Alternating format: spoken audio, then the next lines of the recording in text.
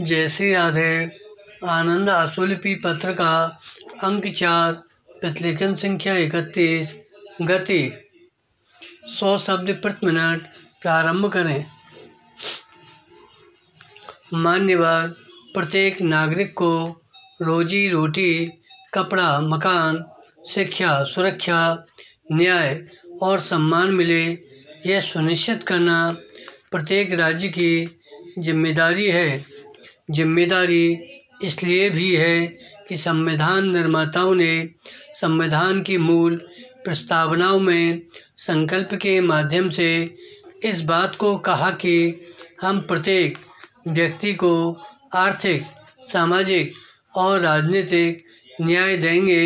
जब हम आर्थिक और सामाजिक न्याय की बात करते हैं तो निसंदेह रोजी रोटी, कपड़ा, मकान, शिक्षा, दवा, सुरक्षा, न्याय और सम्मान प्रत्येक नागरिक को मिलना ही चाहिए। इसलिए यह हमारी जिम्मेदारी है।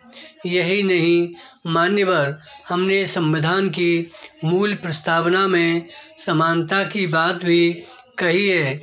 और जब समानता की बात कही है, जब हमने कहा है कि प्रत्येक नागरिक को स्तर और अवसर की समानता होगी, विराम, अवसर उसे रोजी पाने का भी मिलेगा।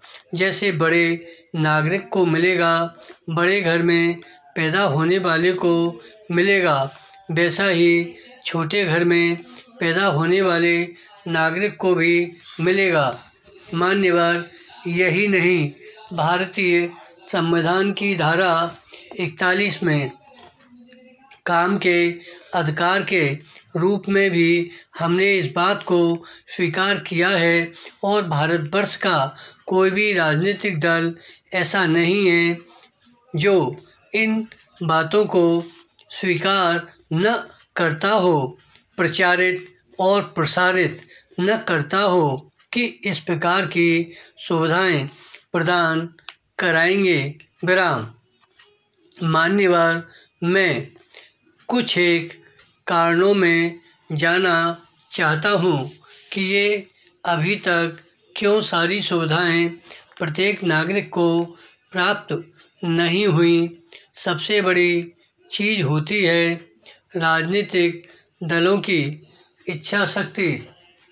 पैरा उपसभाध्यक्ष महोदय, मैं याद दिलाना चाहता हूँ, पंडित जवाहरलाल नेहरू ने सार्वजनिक उपक्रमों का जब प्रारंभ किया तो उसके पीछे एक राजनीतिक इच्छा शक्ति थी कि इससे लोगों को काम मिलेगा। लेकिन आज मुझे दुख के साथ कहना पड़ता है कि उनके उत्तराधिकारियों ने उसको नज़रअंदाज कर दिया, तो आज यह परिस्थिति हो गई है। स्वर्गीय श्रीमती इंदिरा गांधी ने एक क्रैश प्रोग्राम चलाया था, बैंकों का राष्ट्रीयकरण किया और कहा कि बैंकों से गरीबों व बेरोजगारों को पैसा मिलेगा। वह वास्तव में मिलना भी शुरू हुआ, विराम।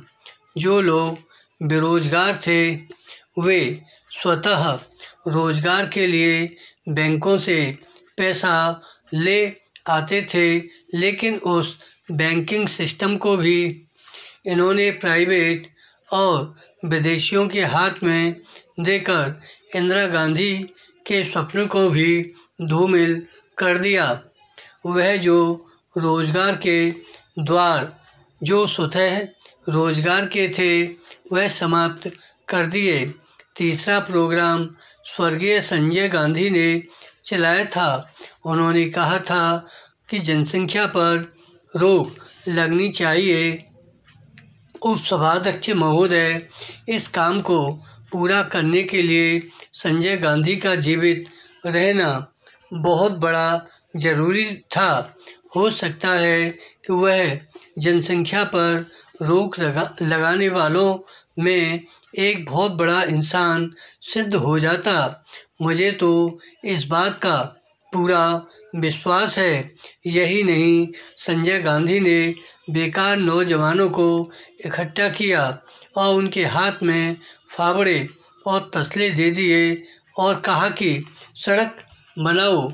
विराम। धन्यवाद।